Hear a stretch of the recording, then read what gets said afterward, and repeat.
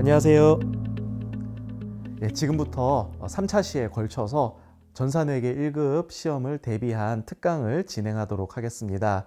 자, 첫 번째 재무회계 이론과 재무제표라는 챕터 살펴볼 텐데, 자, 이 챕터에서는 여러분들이 기본적으로 재무제표의 종류가 어떤 것들이 있는지, 그리고 재무제표의 구성 요소는 어떤 것들이 있고, 이 재무제표의 사회적인 역할들에 대해서 간략하게 상식선에서 이해하고 계시면 여러분들이 쉽게 객관식 문제를 해결할 수가 있습니다. 자, 그러면 기업이란 누구의 것이냐? 원론적인 부분부터 이야기를 하면 기업은 주주의 것이죠. 그렇기 때문에 주주의 몫이 굉장히 재무회계에서는 중요한 영역을 차지하게 됩니다. 그러면 이 주주가 주인이다 보니 기업의 목적 자체는 이익 극대화가 기본적인 목적이 되고요. 그리고 이 이익은 나중에 어떻게 되냐 하면은 회사에 배당을 하기 위한 재원으로 가게 됩니다. 그러면 이 배당은 누구에게 가요? 주주에게 갈 수 있는 거죠. 또한 이익은 어디로 갈 수 있다고 했어요? 바로 이익잉여금의 형태로 회사 내부에 유보될 수가 있습니다. 그러면 회사의 자본이 늘어나게 되는 것이죠. 그러면 그 이야기는 바로 주주의 몫이 늘어난다는 뜻이 됩니다. 그래서 기업의 주인은 주주이고 기업의 목적은 이익 극대화 그리고 주주 가치 극대화, 이 두 가지가 전통적인 관점에서의 기업의 목적이다라고 이야기하시면 되겠습니다. 그리고 세 번째 부분은 여러분들이 다른 주관식 시험이나 아니면 논술에서 나오는 내용인데, 사회의 구성원으로서 책임과 의무를 다한다. Corporate Citizenship이라고 하는데, 요거는 시험과는 별개로 여러분들이 같이 알아두시면 상식적으로 좋을 것 같습니다. 그러면 기업의 활동 세 가지 외우도록 할게요. 순서대로 외우세요. 영업활동, 투자활동, 재무활동, 이렇게 세 가지가 있습니다. 영업활동은 기업의 가장 본질적인 활동, 그리고 투자활동은 이 영업활동에 사용할 자본재에 투자하거나 투자 목적으로 자산을 취득하고 처분하는 활동이다 라고 보시면 되고요. 마지막으로 재무활동이라는 것은 기업이 영업활동이나 투자활동을 하기 위해 필요한 자금을 조달하거나 상환하는 활동을 재무활동이라고 합니다. 반드시 이렇게 외우세요. 영업, 투자, 재무, 이 순서대로 알고 계셔야 됩니다. 이건 어디에서 나오냐 하면은 여러분들이 현금 흐름표를 이야기할 때 현금 흐름표의 작성 순서가 이 순서를 따른다 라고 같이 알아두세요. 자, 그러면 회사의 기본적인 사이클에 대해서 살펴보도록 하겠습니다. 왼편에 보시면 자산 100억, 부채 50억, 자본 50억 상태에서 시작을 해요. 그리고 회사가 1년 동안 열심히 활동을 해서 수익 120억, 비용 100억, 그리고 20억의 이익을 남겼다라고 해보겠습니다. 자, 그러면 이 회사의 이익 20억은 어디로 갈 수 있나요? 첫 번째, 주주에게 보상의 개념으로 배당을 해줄 수가 있습니다. 우리가 이만큼 주주가 낸 돈으로 열심히 일을 했으니 여기에 대해서 어떤 성과로 보상을 해주겠다.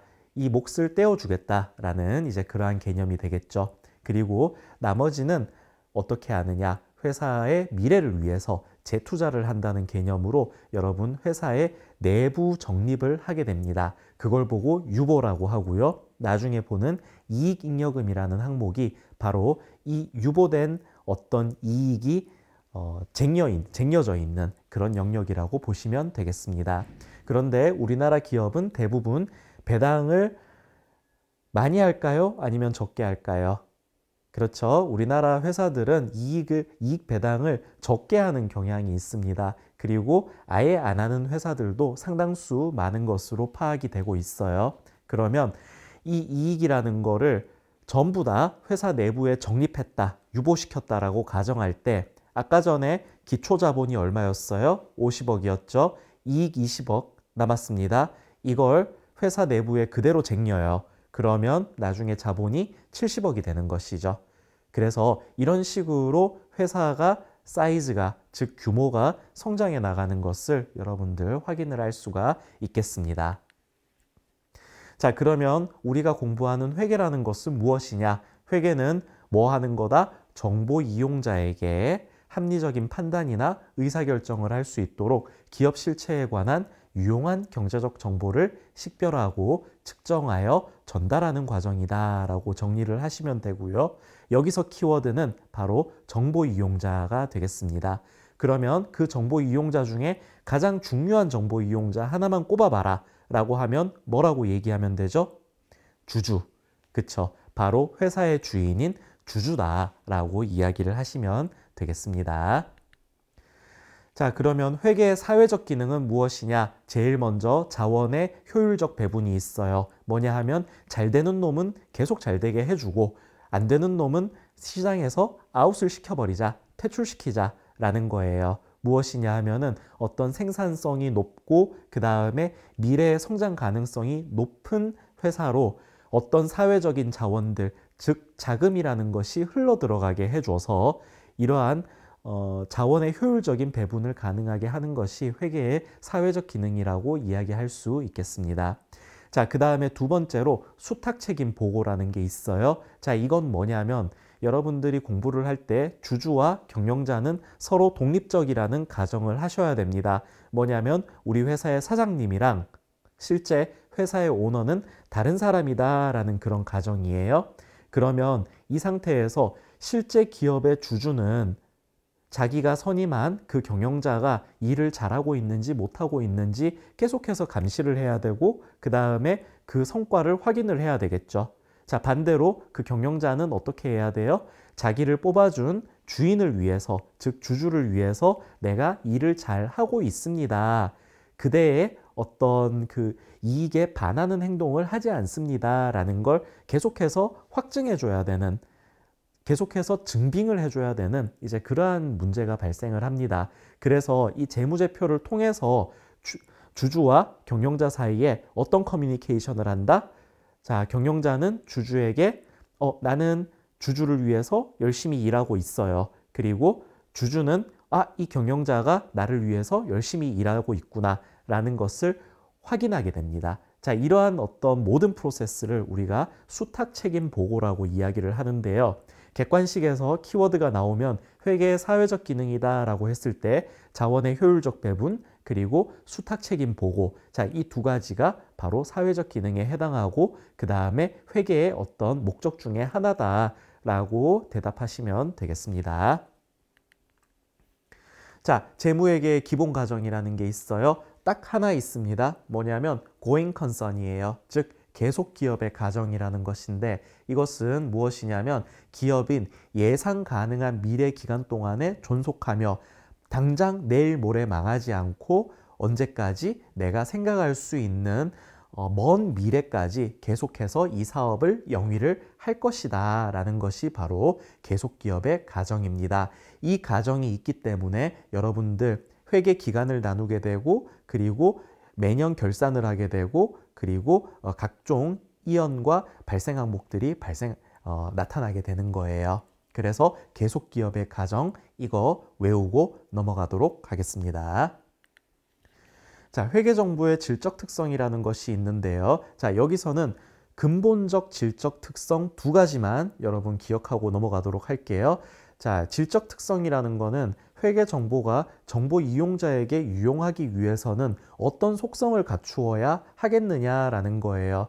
그래서 이 근본적 질적 특성은 반드시 갖추어야 하는 특성이다. 그리고 나중에 보강적 질적 특성이라는 게 있는데 보강적 질적 특성은 극대화되면 될수록 좋은 것이다 라는 거예요. 그러면 여기서 외우실 거는 근본적 질적 특성인데 여기서 두 가지, 목적 적합성 그리고 표현의 충실성 이렇게 있습니다. 목적 적합성이라는 것은 회계 정보가 유용하기 위해서는 정보 이용자의 목적에 의사결정의 어떤 목적에 적합해야 한다는 것을 의미를 하고요.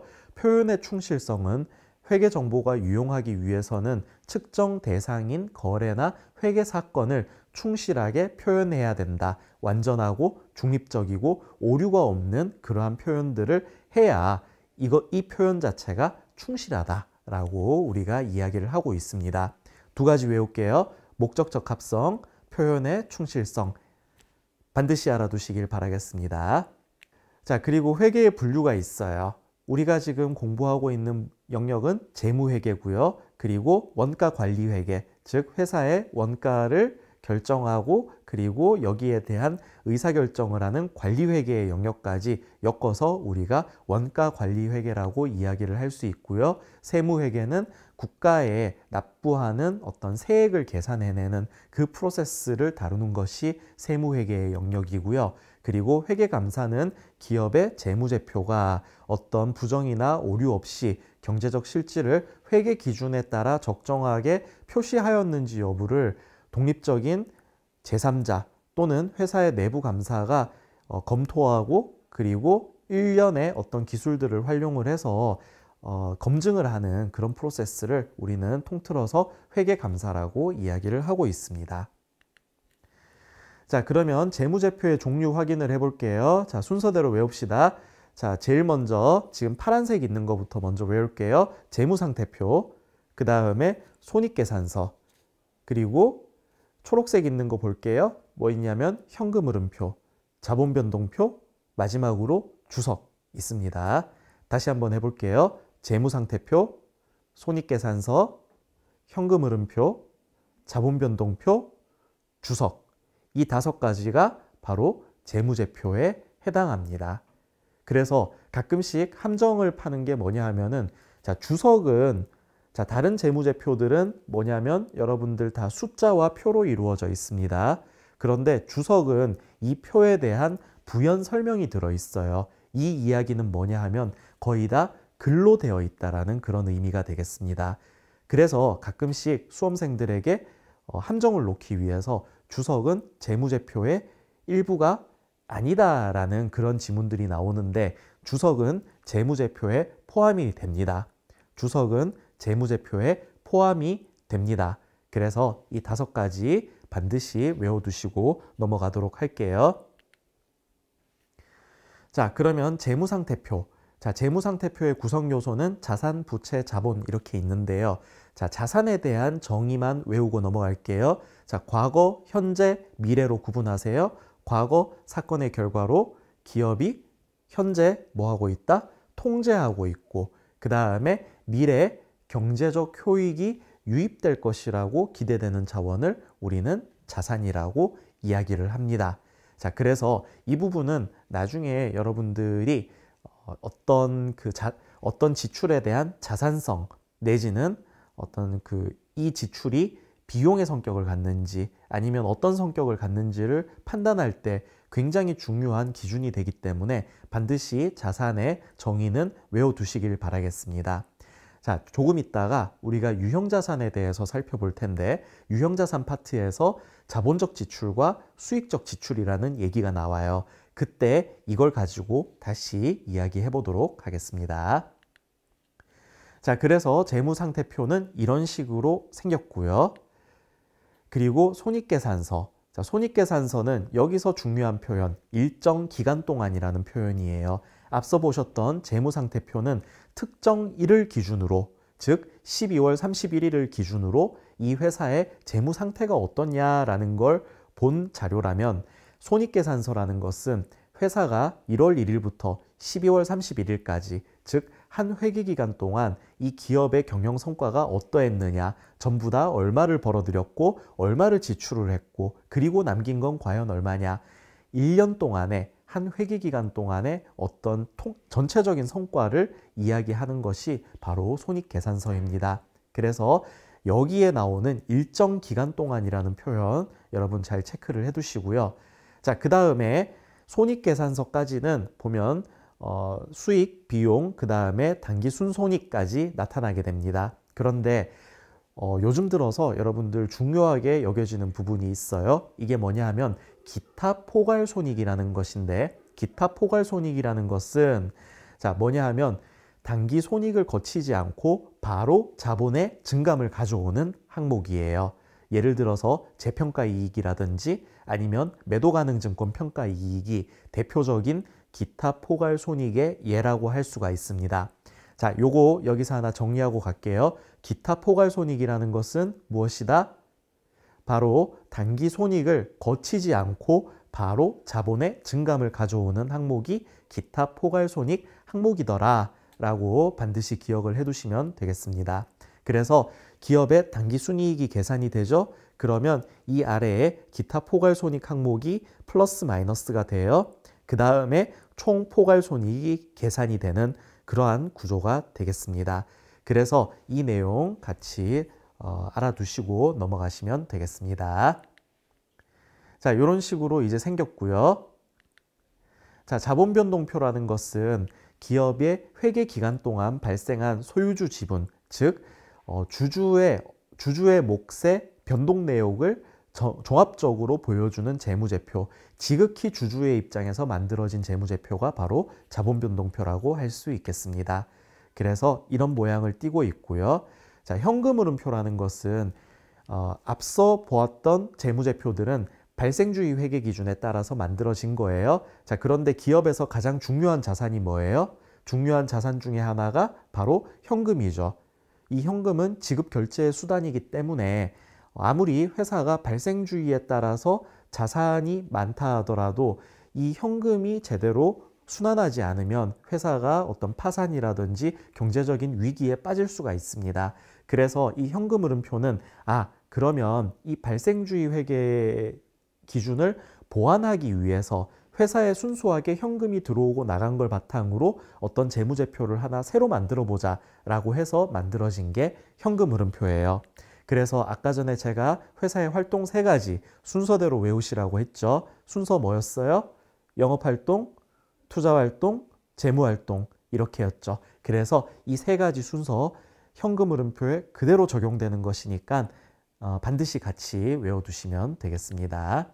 마지막으로 주석이에요. 주석은 재무제표에 부과된 설명을 우리는 주석이라고 이야기를 합니다. 자, 앞에서 표와 숫자로만 이루어져 있으면 당최 이게 어떤 내용인지 이해가 안 될 때가 있어요. 자, 그래서 여기에 대한 아주 친절한 세부적인 설명들을 글로써 달아놓은 것이 바로 주석이에요. 그래서 앞서 보았던 재무상태표, 손익계산서, 자본변동표, 현금흐름표, 주석 이 5가지가 재무제표가 되겠다라고 알아두시면 되겠고요. 자, 그 다음에 여기서 재무제표의 인식과 측정과 관련해서 총액주의, 일령기준, 유동성 배열법, 잉여금 구분, 미결산 항목에 대한 것들. 자, 특히 미결산 항목에 대한 것들은 반드시 결산 처리를 할 때 어떤 그 임시적인 항목들은 다 없애주는 그런 작업들을 해야 됩니다. 그래서 얘네는 적절한 항목으로 표시해야 된다. 쉽게 얘기해서 나중에 보시게 될 가지급금, 가수금 같은 항목들은 실제 결산서에 나타나서는 안 된다. 그래서 이런 것들을 없애기 위해서 다양한 항목들을 이용을 해야 된다라는 거 하나만 정리하고 넘어가도록 하겠습니다. 자, 그래서 이제 회계 순환 과정을 앞서 살펴본 것을 좀 더 회계적으로 우리가 쪼개서 이야기를 해볼게요. 자, 순서는 거래, 식별, 분계, 그 다음에 이 분계한 내용을 T계정이라고 불리우는 곳, 실제 어떤 계정 바이 계정으로 구성된 그러한 장부에다가 따로 모아둔다라고 해서 전기라고 하죠. 그 전기의 과정을 거쳐서 이 전기한 내용들을 전부 다 모으면은 시산표라는 것이 만들어져요. 예를 들어 현금 계정에 얼마 잔액이 있고 매출 채권에 얼마 잔액이 있고 그리고 미지급금에 얼마 잔액이 있다. 이런 식으로 잔액을 다 모아놓은 것, 이게 바로 시산표가 됩니다. 자, 그러면 이 수정전 시산표를 거쳐서 12월 31일 기준으로 결산분계라는 걸 하게 돼요. 자, 이때는 뭐냐? 올해에 귀속되는 것은 올해에 귀속되도록, 내년으로 갈 것은 내년으로 가도록 작업해 주는 것이 바로 결산분계가 되겠습니다. 이 결산분계를 마치게 되면 수정 후 시산표라는 것이 나오게 되는데, 여기까지 여러분들이 작성을 하게 되면 재무제표 작성이 자동으로 이루어지게 됩니다. 그래서 거래 식별부터 재무제표까지 이어지는 이 사이클을 우리는 회계 순환 과정이라고 이야기를 하고 있습니다. 자, 그래서 시산표라는 것은 실제 조회를 해보시면 여러분들이 아이큐브나 스마트A에서 조회를 하면 이런 화면들을 볼 수가 있고요. 그리고 세무사랑 프로 K랩에서 확인을 하면 이런 화면을 여러분들이 확인을 할 수가 있습니다. 나중에 실기를 하실 때 합계잔액 시산표, 합계잔액 시산표라는 것을 조회를 하시면 제가 지금 보여드리는 거와 동일한 화면을 확인을 하실 수 있겠습니다. 자, 그리고 이제 결산분계 단계에서 체크포인트가 몇 개가 있는데요. 자, 지금 이연 항목들은 선수수익, 선급비용 여기에 대한 내용들이 있고요. 그 다음에 발생 항목으로는 미수수익, 미지급비용 이런 것들이 있습니다. 그 다음에 매출 원가를 산출할 때는 여러분들 실지재고조사법을 가정을 한 상태에서 매출 원가를 계산한다고 칩시다. 그러면 항상 여러분 이 계정들 그리고 이 공식을 외우셔야 돼요. 기초재고 더하기 단기매입은 매출원가 더하기 기말재고다. 이거 반드시 알아두셔야 돼요. 자, 그리고 감가상각, 그 다음에 자산의 평가, 그리고 임시계정들, 자, 이런 것들 정리를 해 주어야 된다. 이게 바로 결산분계 단계에서 체크해야 될 사항들이다 라고 알아두시면 되겠습니다. 자, 그러면 잠시 쉬었다 가도록 하겠습니다.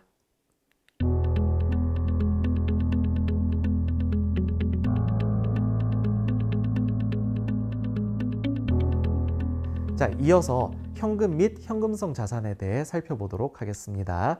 자, 현금 및 현금성 자산, 그러면 회사에서 제일 중요한 게 현금 및 현금성 자산인데 이 어떤 것들이 있는지 확인을 해보고요. 그 다음에 매출채권, 이 매출채권에서 어떤 분류들이 있어요. 그래서 여기서 계정 여러분 헷갈리지 마시라고 정리 한번 해드릴 거고, 그 다음에 대손이라는 개념이 나와요. 내가 외상으로 매출한 것이 있는데 이 중에서 얼마만큼은 못 받을 것 같아 라고 하는 그런 영역입니다.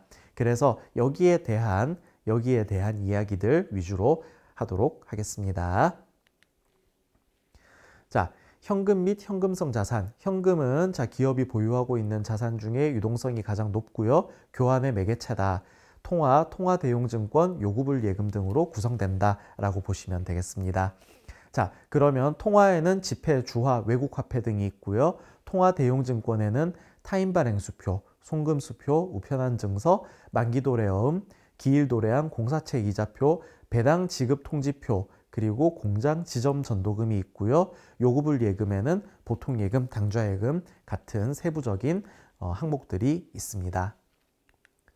자, 현금성 자산이라는 거는 유동성이 매우 높은 단기 투자 자산으로 자, 확정된 금액의 현금으로 바로 전환이 가능할 거다라는 거죠. 그래서 이 부분은 나중에 공시를 할 때 현금과 같이 묶어서 공시를 하게 됩니다. 어떤 것들이 있는지 볼게요.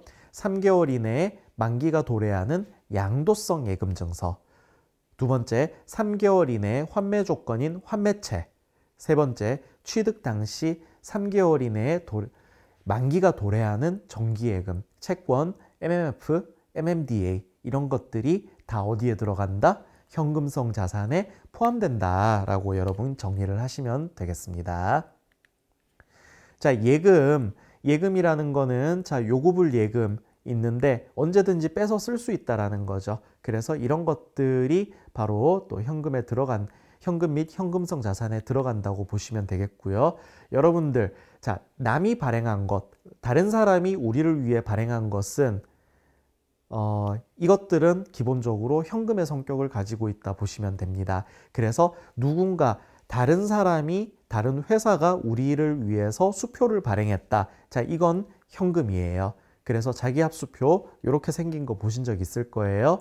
자, 그리고 당좌수표 있어요. 여기에다가 일정 금액을 쓰면 자, 그게 바로 현금과 같은 역할을 하게 되는 거죠.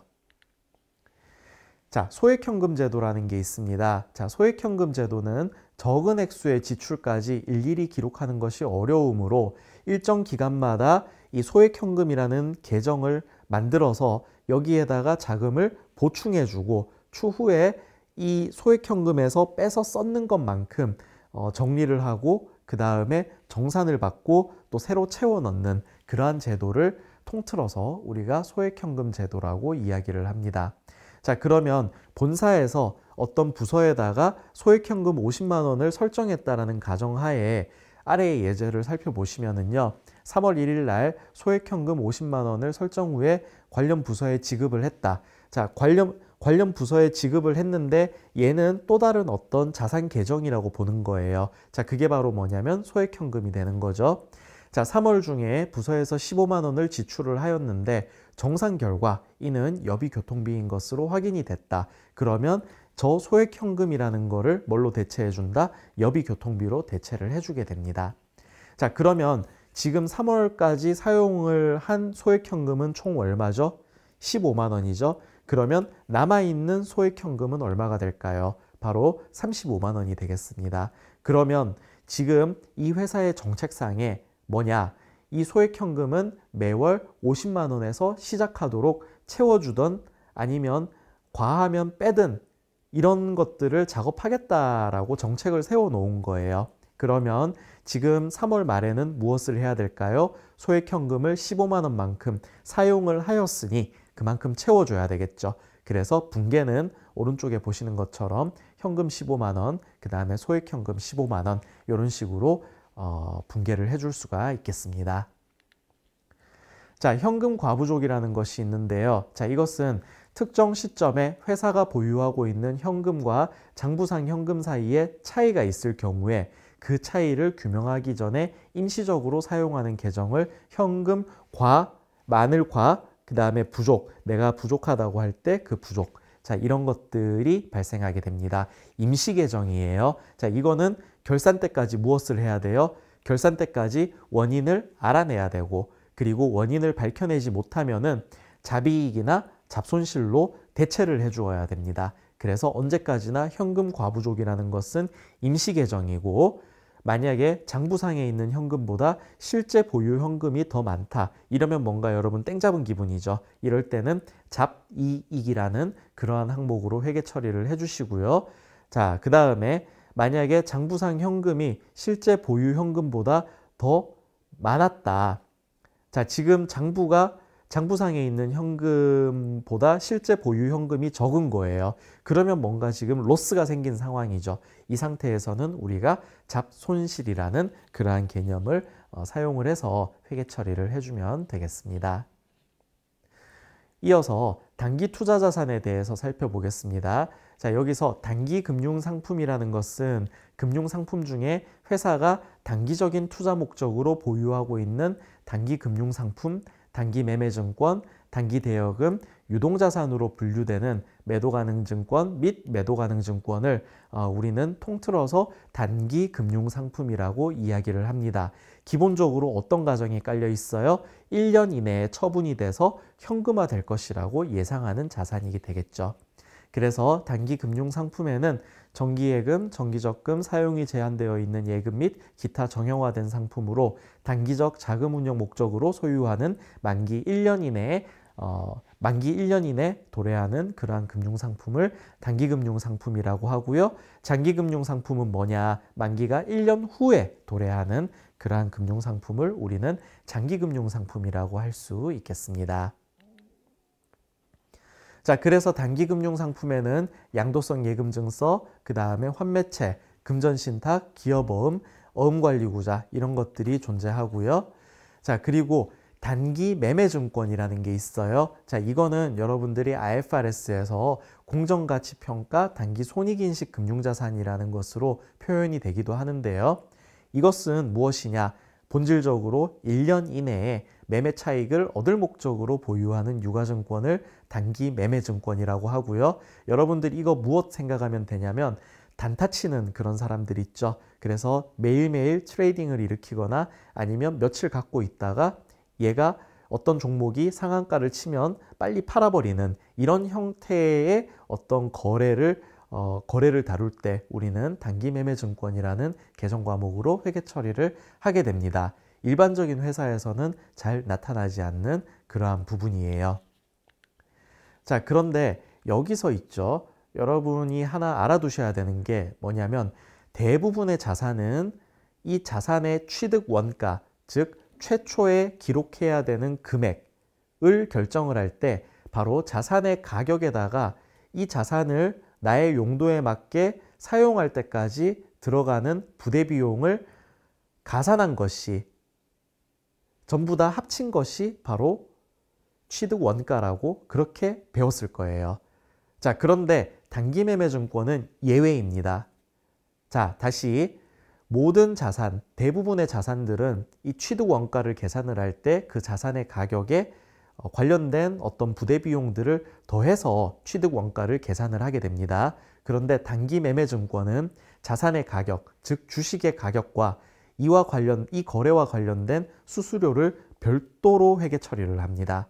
자, 다시 이야기할게요. 단기매매증권은 자산의 가격 그리고 수수료 따로 회계 처리를 하게 됩니다. 그래서 취득할 때 나한테서 나간 현금은 얼마가 되더라도 지금 회계 처리는 어떻게 되느냐. 단기매매증권이라는 자산 얼마, 그 다음에 지급수수료 얼마 이런 식으로 구분해서 회계 처리를 하게 돼요. 자, 그러면 이 부분만 여러분들이 잘 정리해 두시면은 여기서 객관식 문제를 하나 맞출 수 있게 됩니다.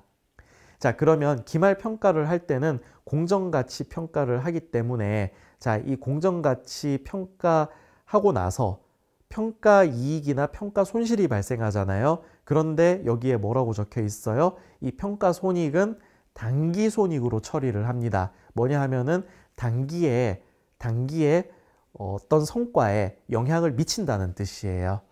자, 그래서 이 단기매매증권 관련해서 두 가지 알아두실 거, 취득 부대비용은 별도로 회계 처리한다. 그 다음에 공정가치 평가를 기말에 한 다음에 평가손익은 단기손익으로 처리를 하게 된다라는 거 같이 알아두시면 되겠습니다.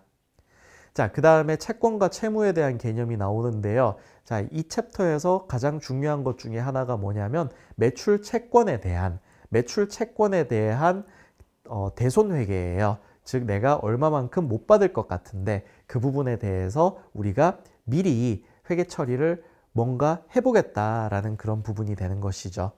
자, 그러면 일단 채권이라는 거는 특정인이 다른 특정인에게 어떤 행위를 청구할 수 있는 권리, 즉 받을 것을 채권이라고 이야기를 합니다. 반대로 채무라는 것은 채무자가 채권자에게 무언가를 해줘야 될 그런 의무를 우리는 채무라고 이야기를 하게 되겠습니다. 자, 그러면 매출채권이라는 거는 일반적인 상거래에서 발생하는 채권인데, 자, 만약에 일반적인 상거래가 아니다. 우리 회사가 도소매업을 하고 있는데 우리가 포터 트럭을 이번에 팔았다. 내지는 우리가 이 포터 트럭을 조금 높은 가격을 받고 팔았는데 여기에 대한 대금 받을 게 있다라고 하면 얘는 나의 일반적인 상거래에서 발생한 것이 아니죠. 그때는 미수금으로 회계 처리를 하게 됩니다. 자, 다시 정리해서 매출채권이라는 것은 일반적인 상거래에서 발생하는 채권이고 그 외에 다른 활동에서 발생하는 그러한 채권은 미수금이라고 그렇게 이야기를 합니다. 그리고 이 매출채권은 크게 두 가지로 나눌 수가 있어요. 뭐냐면 외상매출금과 받으러움인데 외상매출금은 어음상의 채권이 아닌 매출채권을 외상매출금이라고 하고요. 받으러움은 어음상의 채권인 매출채권, 즉 받으러움은 어음이라는 종이가 하나 같이 나가는 그러한 채권이 바로 받으러움이다라는 것이고요. 그 외의 것들은 뭐다? 외상매출금이다라고 정리를 해두시면 되겠습니다. 자, 이게 지금 어음의 어떤 견본인데요. 얘는 뭐냐 하면은 이 어음 자체가 어떤 일정한 만기가 되었을 때 지급을 받을 자에게 얼마를 주겠다는 약속과 같은 거예요. 그래서 만약에 여러분들이 이걸 상거래의 대가로 받게 되었다라고 하면은 받으러움 잡고요. 그 다음에 나의 어떤 그 매출과 관련된 그러한 회계 처리들을 하시면 되겠습니다. 자, 그 다음에 오늘 하는 것 중에 가장 중요한 거예요. 바로 대손회계라는 것입니다. 자, 특히 매출채권의 평가와 관련해서 이야기를 할 건데요. 대손이라는 것은 매출채권을 채무자의 파산 등으로 회수가 불가능하게 되는 이제 그러한 채권이 발생하잖아요. 그러면 우리가 이걸 보고 대손이라고 이야기를 합니다. 만약에 이 대손이라는 게 발생을 하게 되면은 자, 매출채권, 즉 이 자산을 차감을 하게 되고요. 그 다음에 반대쪽에는 대손상각비라는 단기 비용을 계상을 하게 됩니다. 그래서 이 대손회계를 통해서 적절한 기간귀속과 공정한 평가라는 두 가지 목적을 동시에 달성할 수가 있겠습니다. 자, 그러면 이 대손회계는 직접상각법, 그 다음에 충당금 설정법이 있는데요. 자, 우리는 기본적으로 충당금 설정법이라는 것을 사용을 하고 있습니다. 자, 대손회계, 즉 대손충당금과 관련해서 우리는 어떤 계정을 사용을 한다? 대손충당금이라는 그러한 계정을 사용하고 있다라고 정리를 해두시면 되겠습니다. 자, 그러면 이 대손충당금이라는 것은 기본적으로 뭐냐면 자산에 대한 마이너스 성격의 항목이에요. 다시 이야기해서 뭐냐면 어떤 매출 채권이라는 자산이 있잖아요. 그러면 이 중에 일부분만큼은 내가 못 받을 것이라고 예상이 된다라고 하는 부분이 바로 뭐냐면 대손충당금이라는 항목이 되겠습니다. 예제를 볼게요. 자, 기말 대손추정액이 10만 원이고 대손충당금 잔액이 3만 원이다. 그러면 대손충당금 설정은 어떻게 해야 되느냐? 자, 기말의 대손추정액이 10만 원이죠. 근데 대손충당금 잔액이 3만 원이에요. 그렇게 되면 나머지 7만 원만큼 어떻게 해야 돼요? 대손충당금 잔액을 증가시켜 줘야 되겠죠. 그래서 자, 이 부분이 기본적인 대손충당금 설정 회계 처리가 되겠고요. 자, 만약에 대손충당금 잔액이 10만 원인 경우 기중 매출채권 대손이 6만 원 발생했다라고 하잖아요. 그러면 차변에 대손충당금 6만 원, 그 다음에 대변에 매출채권 6만 원 이렇게 회계 처리를 이제 해주면 되겠고요. 자, 그 다음에 대손충당금 잔액이 만약에 모자라는 경우에는 어떻게 할 거냐? 실제 대손 사건은 6만 원어치 일어났는데 회사에 지금 쟁여놓은 대손충당금은 5만 원밖에 안 되는 거예요. 자, 그러면 뭐가 들어간다? 자, 일단 대손충당금 5만 원 먼저 없애주고요. 자, 그 다음에 뭐다? 추가로 대손상각비라는 단기의 비용을 떨어버리는 거죠. 그래서 대손충당금 설정을 할 때는 자, 이런 식으로 두 가지 방향으로 회계 처리가 가능하다라는 거 같이 알아두시면 되겠습니다. 자, 충당금 설정법인데요. 자, 일단 정기에 이미 대손 처리한 매출채권이 회수된 경우가 있어요. 아주 드문 일이긴 한데, 자, 이러한 경우에는 차변의 현금, 그 다음에 대변의 대손충당금 이렇게 간단하게 회계 처리를 해주면 되겠고요. 그 다음에 대손상각비 구분이 있어요. 자, 매출채권에서 발생하는 대손상각비는 판매비와 관리비로 갑니다. 그런데 미수금이나 기타 채권에서 발생하는 대손상각비는 어디로 간다? 기타의 대손상각비로 가게 된다라고 여러분 알아두시면 되겠습니다. 받을 어음의 할인입니다. 자, 어음의 할인이라는 것은 무엇이냐면 어음의 만기 도래 전에 뭐한다? 금융기관 등에 어음을 양도를 해서 현금을 확보하는 것을 우리는 어음의 할인이라고 얘기를 합니다. 자, 이때 소정의 수수료가 발생하게 되는데 매출채권의 제거 요건을 충족하는 경우에는 매각거래, 그 외의 경우에는 차입거래라고 이야기를 합니다. 매출채권의 제거 요건은 이렇게 있는데 여러분들 기본적으로 이거 객관식 시험에서 어렵게 나오면은 이런 표현들을 사용되어질 수가 있습니다. 자, 그러면 지금 이 어음의 할인에 대해서 이 구조를 한번 살펴보도록 할게요. 여기서 여러분들 일단 차입거래를 먼저 살펴보면은요, 매출채권 제거 조건을 충족하지 못한 경우예요. 그래서 이건 개념이 금융기관에 어음을 잠시 담보로 맡기고 현금을 빌려온 것으로 보는 겁니다. 그래서 어음을 할인하는 시점에는 현금 얼마, 현금이 들어오겠죠. 자, 그 다음에 일정 할인료라는 게 발생을 하게 돼요. 자, 그걸 뭐라고 하냐면은 우리는 이자 비용으로 취급을 하게 됩니다. 왜 그럴까요? 대변을 보세요. 단기 차입금이라고 돼 있죠. 의미가 뭐예요? 우리가 받을 어음이 하나가 있는데, 자, 이거를 금융기관에 잠시 맡겨놓고 일정 금액을 금융기관에 지급을 하고 대신 우리는 현금을 받아오자라는 거예요. 그래서 금융기관의 어음을 담보로 맡기고 현금을 빌려온 개념으로 보는 것입니다. 자, 그리고 나서 만기에는 어떻게 하냐면 저기 있는 단기 차입금과 그리고 받을 어음, 자, 이 두 개를 없애주게 돼요. 그래서 지금 저 만기가 될 때까지 이 어음에 대한 어떤 책임은 누가 지고 있다? 누가 관리하고 누가 책임진다? 우리 회사가 책임을 진다라는 그러한 개념으로 이해하시면 되겠습니다. 자, 그럼 매각거래라는 거 볼게요. 자, 이건 굉장히 선호되는 그러한 방법 중에 하나인데요. 만약에 매출 채권 제거 조건을 충족한 경우, 자, 그런 경우에는 우리가 이 어음을 금융기관에다가 팔았다가 되는 거예요. 그래서 금융기관에 소정의 수수료를 납부하고 어음을 매각한 것으로 보게 됩니다. 그래서 할인을 할 때 현금 얼마 들어오죠. 그 다음에 수수료 얼마 냈겠죠. 자, 이 수수료를 뭘로 회계 처리한다? 처분 손실로 회계 처리를 하게 돼요. 자, 그리고 나서 어떻게 한다? 받을 어음 없애주게 되는 거죠. 그리고 나서 여러분 만기 때 볼게요. 만기 때 회계 처리가 있어요, 없어요? 없죠. 그래서 여러분들 이거 굉장히 간단한 방법이고 우리 장부에서 빨리 받을 어음을 없애버릴 수 있기 때문에 우리가 이 어음에 대한 대금을 받을 수 있을지 없을지 여기에 대한 불확실성을 없애줄 수 있기 때문에 실무적으로는 사실 선호하는 방법이라고 보면 되겠습니다.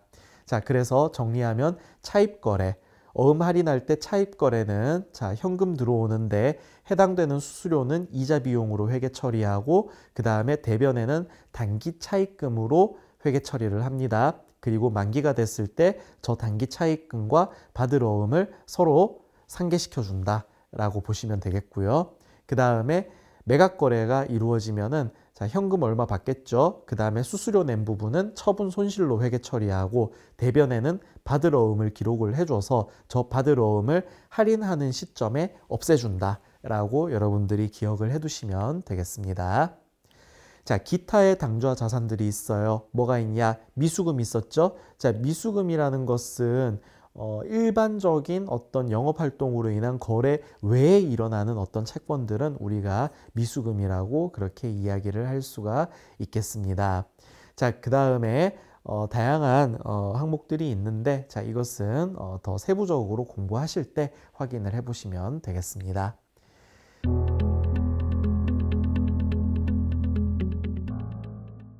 자, 그러면 다음 중 재무상태표에 표시될 현금 및 현금성 자산의 총액은 얼마냐? 여기 보시면은 보통예금, 수입인지, 타인발행 자기압수표, 지점전도금, 외국화폐, 지폐, 동전, 우표, 양도성 예금증서, 정기예금 이렇게 있었죠. 자, 여러분 이 중에서 현금 및 현금성 자산의 총액은 얼마가 될까요? 자, 해당하는 거 확인해 볼게요. 자, 보통예금 있죠. 자, 그 다음에 타인발행 자기압수표 있죠. 그 다음에 지점전도금 있죠. 외국화폐, 지폐, 동전. 그 다음에 또 뭐 있어요?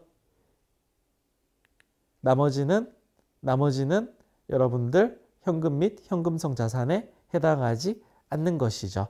자, 그래서 여기에 다른 내용들이 추가가 되지 않으면은 이런 식으로 현금 및 현금성 자산을 찾아가시면 되겠습니다. 다음 중 당좌 자산에 대한 설명으로 틀린 것은 상품 매출과 관련하여 수취한 타인 발행 당좌 수표는 매출 채권으로 분류한다. 자, 취득일로부터 만기 3개월 이내인 금융상품은 현금 및 현금성 자산으로 분류한다. 3번 매출 채권 및 기타 채권은 유동성 여부에 따라 유효이자율법을 사용하여 상각 후 원가로 측정할 수 있다. 4번 재무상태표일을 기준으로 1년을 초과하는 금융상품은 장기 금융상품으로 분류한다. 그래서 틀린 것은 정답 1번 타인발행 당좌수표는 현금 및 현금성 자산으로 분류한다. 즉 뭐냐 하면은 내가 갖고 있는 수표는 바로 뭐다? 현금이다. 즉 남이 나를 위해서 발행해 주는 것은 현금이다 라고 보시면 되겠습니다. 자, 여기 또 현금 및 현금성 자산의 총액을 구하는 문제가 있어요. 뭐 있었나 봅시다. 남이 발행한 타인 발행 당좌 수표 얼마? 40만 원. 우편환증서. 자, 우편환증서는 우체국에서 발행을 하는 것인데 이걸 가져가면 현금으로 바꿔줍니다. 옛날에 온라인으로 어떤 이체가 활발하지 않을 때 상간 도서에 있는 어르신들에게 용돈을 드릴 때 내지는 또 누군가에게 어떤 소에게 선물을 할 때 사용되었던 그러한 제도인데요. 자, 얘는 여러분 현금 및 현금성 자산으로 봅니다. 지금은 잘 볼 일이 없는데 시험에는 나오기 때문에 여러분 우편환이라는 이야기가 나오면 얘는 현금이다라고 기억을 해두세요. 자, 그 다음에 당좌예금 있죠. 그 다음에 최초 취득일부터 60일 만기인 양도성 예금 증서 있어요. 자, 그 다음에 배당금 통지서 있습니다. 네, 어떤 회사에서 배당이 나왔으니 가져가라는 거죠. 자, 그래서 얘네는 타인 발행 당좌 수표, 우편환 증서, 당좌예금, 양도성 예금 증서, 배당금 통지서 이 5가지를 더해서 총 155만 원이 정답이다라고 여러분 정리를 해두시면 되겠습니다. 자, 제일 어렵게 나오는 문제는 이 정도 나올 거예요. 자, 그 다음에 토곡은 2023년도 매출액은 5억 원이고 이 중 20%가 기말 채권 잔액으로 남아있다. 자, 대손 처리된 금액은 없고 정기 매출 채권은 모두 회수되었다. 자, 토곡이 기말 매출 채권에 대해서 3%만큼 보충법으로 대손 충당금을 설정하기로 한다면 2023년 기말 손익계산서상 대손 상각비로 계상되는 금액은 얼마냐라는 거죠. 자, 그러면 대손과 관련해서 2022년도 12월 31일 날에 대손 충당금이 100만 원이 잡혀 있었죠. 그 다음에 23년도에 대손 처리된 금액이 없으니까 뭐다? 대손 충당금은 그대로 유지가 되었을 겁니다. 자, 그런데 자, 2023년도 자, 기말에 이 기말에 남아있는 채권이 얼마인지 먼저 생각을 해볼게요. 자, 매출액이 5억이었죠. 그 중에 20%가 기말 채권이죠. 그러면 1억만큼 기말 채권 잔액이 남아있다는 거예요. 그럼 이 중에 3%만큼 보충법으로 대손 충당금을 처리한다라고 하면 얼마를 잡아줘야 돼요? 300만 원을 잡아줘야 되죠. 자, 그러면 대손 충당금을 300만 원 잡아줘야 되는데 자, 기초, 즉 2022년 12월 31일 날에 잡혀 있었던 대손 충당금이 얼마예요? 100만 원이죠. 그러면 300만 원에서 100만 원 차감해 주게 되면 얼마? 200만 원을 추가적으로 대손 충당금으로 잡아주는 회계 처리를 해야 된다라고 여러분들 정리해 두시면 되겠습니다. 가장 어렵게 나올 수 있는 문제가 지금 4번 유형 정도 되겠습니다. 자, 그리고 2022년도에 발생한 매출 채권 중 4만 원에 대하여 23년도 3월에 대손이 발생했고 그 다음에 5월에 정기 대손 처리한 채권 2만 원이 현금으로 회수되었다. 22년도 말 대손 충당금 잔액은 2만 5천 원이었고 23년도 결산일 현재 재무상태표상 매출 채권에 대한 대손 충당금 계산액은 3만 원일 경우 2023년도 손익계산서에 계상될 대손 상각비는 얼마냐라는 그런 문제가 되겠죠. 자, 그러면 일단 분개를 해볼게요. 22년도 3월 달에 매출 채권 4만 원, 대손 충당금 2만 5천 원, 대손 상각비 1만 5천 원 이런 회계 처리를 했죠. 자, 그 다음에 2022년 5월 달에 지금 대손 충당금이 돌아오는 그런 상황이 발생을 했습니다. 자, 그래서 지금 현금 2만 원, 대손 충당금 2만 원 이런 회계 처리를 해주게 되고요. 그러면 지금 대손 충당금 잔액이 이제 얼마가 된 거예요? 2만 원이 된 거죠. 그러면 22년도 12월 31일 날에 얼마를 대손 충당금으로 잡아야 하느냐? 자, 제일 아랫줄에 보면 이런 얘기가 나와요. 문제의 제일 아랫줄입니다. 매출 채권에 대한 대손 충당금 계상액은 3만 원이다. 3만 원이다라는 거죠. 자, 그러면 지금 손익계산서에 계상될 대손 상각비는 얼마냐라는 거예요. 자, 그러면 분개를 전부 다 한번 정리를 해보겠습니다. 22년도 12월 31일 날에 추가로 잡아줘야 되는 대손 충당금 얼마? 만 원이죠. 그 다음에 반대 부분에 대손 상각비 얼마 잡아요? 만 원 이렇게 잡아주죠. 그러면 대손 상각비 만 원. 그 다음에 앞서 22년도 3월 달에 어떻게 됐어요? 대손 상각비가 15,000원 잡혔었죠. 그럼 얘네 둘을 더하면은 25,000원이 된다라고 여러분 확인을 하시면 되겠습니다. 자, 그래서 학습 정리인데요. 자, 여기서 이런 현금 및 현금성 자산과 관련해서 현금, 그 다음에 요구불예금 등 이러한 항목들은 현금 및 현금성 자산으로 들어간다. 정리하셨고요. 자, 단기금융 상품의 만기는 주로 1년 이내다. 1년 이내다. 그리고 이 현금 및 현금성 자산과 관련해서 요거 하나 체크를 할 텐데요. 단기매매증권이라는 게 있어요. 자, 단기매매증권이라는 거는 취득시 수수료는 지급수수료 항목으로 별도 회계 처리를 하게 됩니다. 그리고 평가손익도 단기손익으로 이제 회계 처리를 하게 되지요.